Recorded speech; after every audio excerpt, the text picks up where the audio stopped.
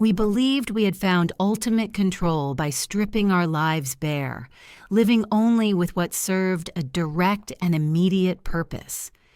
But the unexpected chime of our doorbell was about to expose the terrifying cost of our carefully constructed freedom. The hum of the fridge was the loudest sound in the house. That, and the gentle clinking of my wine glass as I set it down on the bare floor beside me. Mark and I were sitting on two simple wooden dining chairs in the middle of what used to be our cozy, cluttered living room, watching a movie on a laptop propped up on a cardboard box. It wasn't exactly the romantic Friday night we were used to, but it was peaceful, orderly, exactly as it was supposed to be. The old life, the one with the plush sectional sofa and the overflowing bookshelves and the gallery wall of mismatched frames, felt like a distant, chaotic memory. This was better. This was control. Then the doorbell rang, a sharp, intrusive sound that sliced through our quiet bubble. Mark and I exchanged a look, not the casual, "Who could that be?" glance, but a flash of pure, unadulterated panic. We weren't expecting anyone. We never expected anyone anymore. That was part of the point. He paused the movie, plunging the room into an even deeper silence. The bell rang again, more insistent this time. "Maybe they'll go away," I whispered, my heart starting to thud against my ribs. "No, there's a car in the drive," Mark whispered back, craning his neck to see through the window. "A rental. Oh no." I knew what "oh no" meant. There was only one person in our lives who would rent a car and show up on our doorstep at 9 o'clock on a Friday night without so much as a warning text. I scrambled to my feet, my mind racing. The box, the chairs, the walls. There was no time to fix it, no way to hide it. We were caught. I pasted on the brightest smile I could manage and opened the door. And there she was, my mother, beaming under the porch light, a rolling suitcase in one hand and a reusable grocery bag full of what I knew would be home-baked scones and unsolicited advice in the other. "Surprise!" she chirped, her arms wide open. I had some extra vacation days I had to use up, and I thought, why not spend the weekend with my favorite daughter and son-in-law? I hugged her, the familiar scent of her floral perfume filling my senses and making my stomach twist into a knot. "Mom, what a surprise. You should have told us you were coming. And ruin the fun. Never," she said, bustling past me into the entryway. Mark gave her a polite, if somewhat stiff, hug. "Mark, you look tired, dear. Are you two eating properly?" She didn't wait for an answer. She dropped her bags, kicked off her shoes, and walked straight into the living room. And then she stopped, dead in her tracks. The cheerful whirlwind energy that always surrounded her just evaporated. Her smile faltered, then vanished completely. Her eyes, wide and confused, darted around the cavernous empty space. She took in the two lonely chairs, the laptop on the box, the bare white walls with their faint, ghostly outlines of where our pictures used to hang. She looked at the empty alcove where the TV stand had been, the naked floor where our favorite Persian rug had once tied the whole room together. Her head swiveled back to me, her expression shifting from confusion to dawning horror. Her hand flew to her mouth, her knuckles white. "Oh, honey," she breathed, her voice a shaky whisper. "Oh my God, you were robbed." She took a staggering step forward, her eyes scanning for more damage, for signs of a struggle. "Did they hurt you? Are you okay? When did this happen? Why didn't you call me?" Her questions came out in a frantic rush, her mind clearly painting a picture of masked intruders and ransacked rooms. She looked at me and Mark, at our calm, still faces and her brow furrowed in deeper confusion. "Sweetheart, we have to call the police. You can't just let them get away with this," she insisted, her voice trembling with a mixture of fear and pity. She thought we were in shock. She thought we were traumatized, too ashamed or scared to tell her that our whole life had been stolen from us. Mark took a step forward, his expression unreadable. His voice, when he spoke, was unnervingly calm, cutting through my mother's rising hysteria. "We weren't robbed, Diane." My mom stared at him, then back at me, desperate for an explanation that made sense. Her eyes pleaded with me. "Then what? What is all this? Where is everything?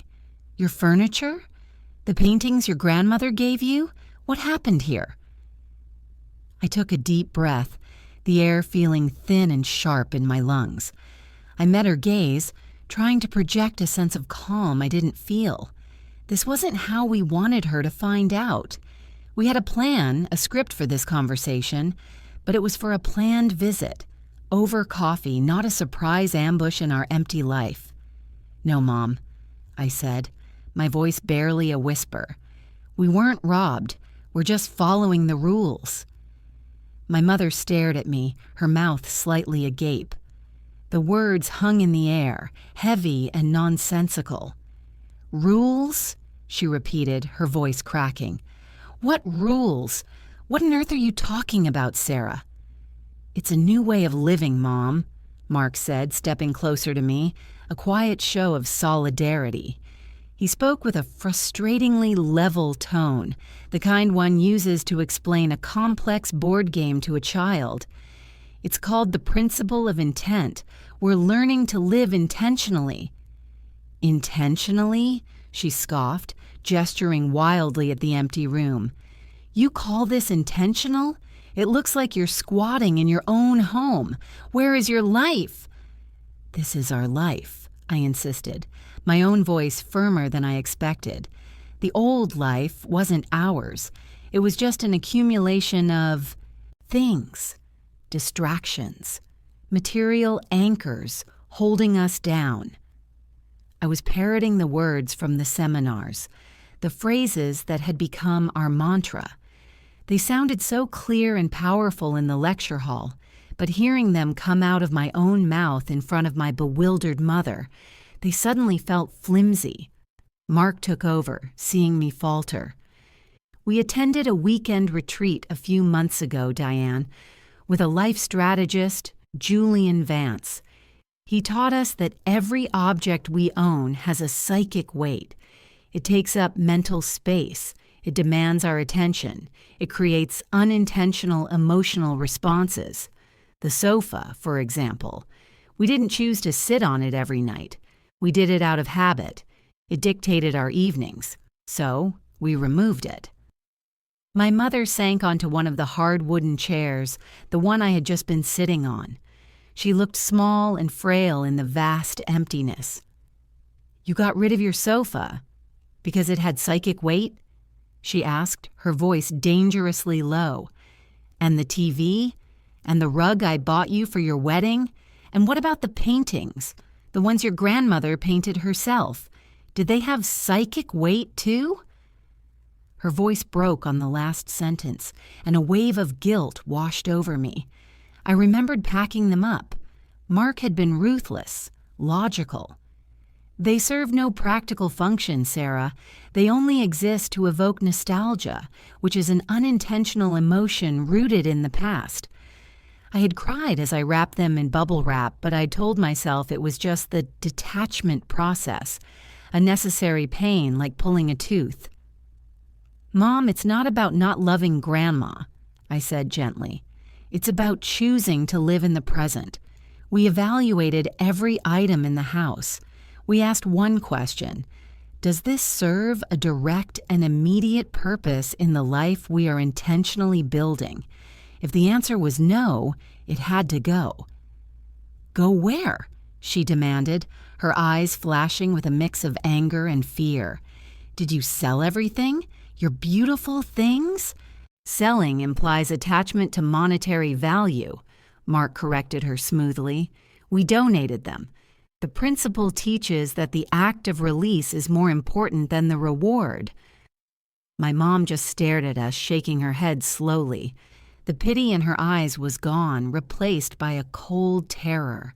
She wasn't looking at a daughter and son-in-law who had been robbed. She was looking at two strangers, two members of a cult. He brainwashed you, she whispered.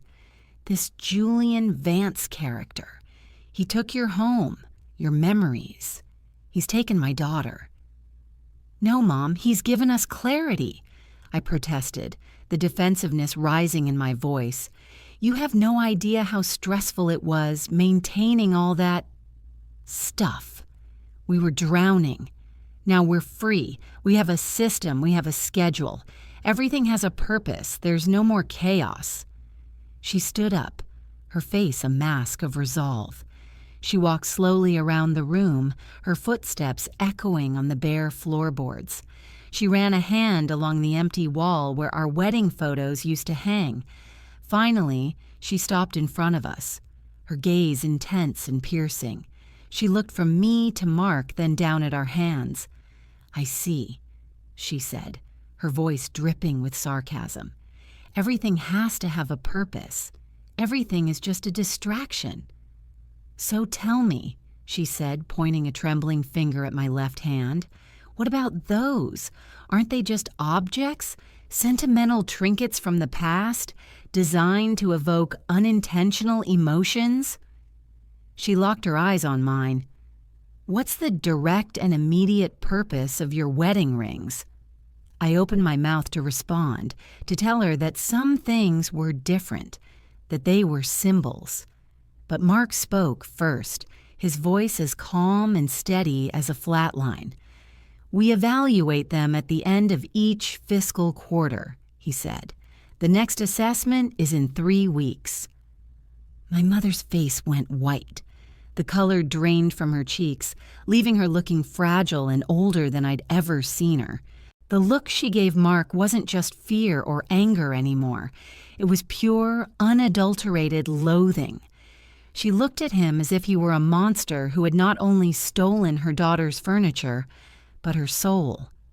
You assess your marriage? Quarterly? She whispered, the words catching in her throat. It's about intentional partnership, Diane, Mark said, completely missing the horror in her tone. Or maybe he just didn't care. We evaluate if our union is still serving its intended purpose of mutual growth and efficiency. Emotion-based attachment is unstable. A data-driven approach is far more reliable. That was it.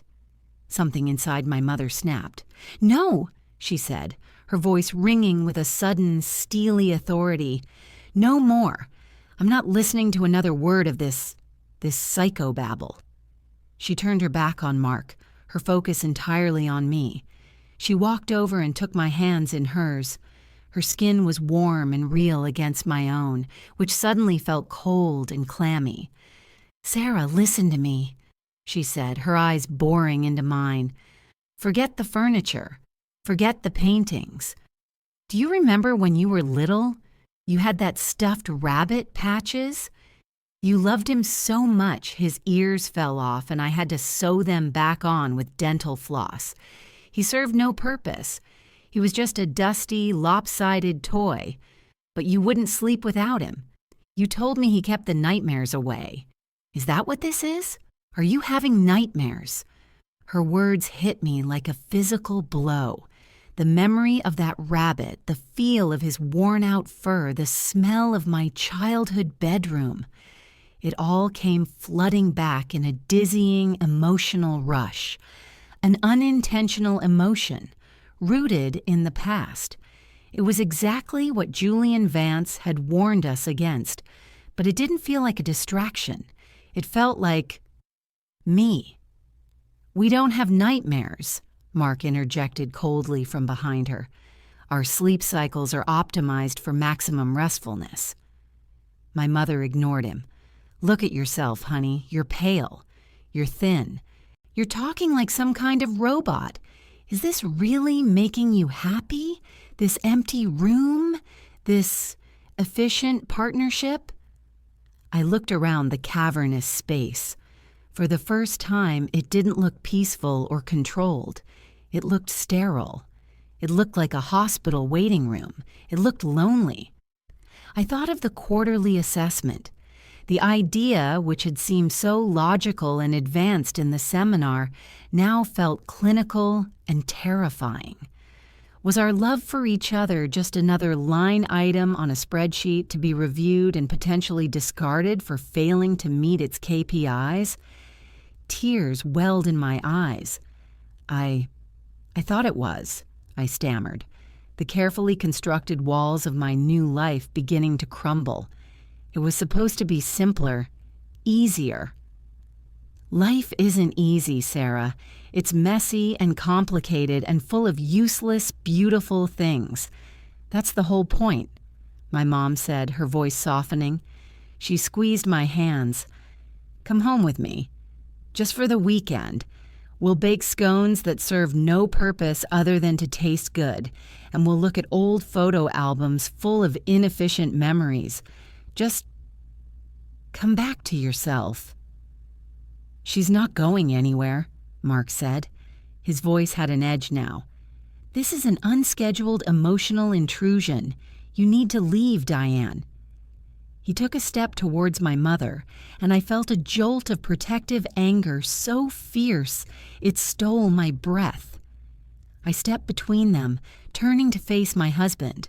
For the first time in months, I wasn't seeing my partner in intentional living. I was seeing a stranger whose eyes were cold and whose logic had become a cage. No, Mark, I said, my own voice shaking but firm. She's right. I've been having nightmares, every single night. The lie came easily because it felt like the truth. This whole life had become a waking nightmare of stark white walls and hollow-hearted efficiency. I looked down at my left hand at the simple gold band on my finger. It wasn't a data point. It was a promise. It was the memory of a nervous boy fumbling with a ring box, the feel of his hand in mine at the altar, the weight of a shared future. It was a mess of nostalgia and love and hope, all the things we had tried to purge. I pulled the ring off my finger. It felt strangely light. I held it out to him, not on the palm of my hand, but between my thumb and forefinger, as if it were a specimen for analysis. Here, I said, my voice clear and steady. You can start your quarterly assessment early. This item no longer serves its direct and immediate purpose, because its purpose was to remind me of the man I married, and he is nowhere in this room. Mark stared at the ring, then at me, his face a blank canvas of confusion. For the first time, the system had failed him. There was no protocol for this. I didn't wait for his response. I turned, took my mother's hand, and walked out of the empty house, leaving the door wide open behind me. The cool night air felt like a baptism. I didn't know where I was going, not really. But for the first time in a very long time, I felt like I was finally going home.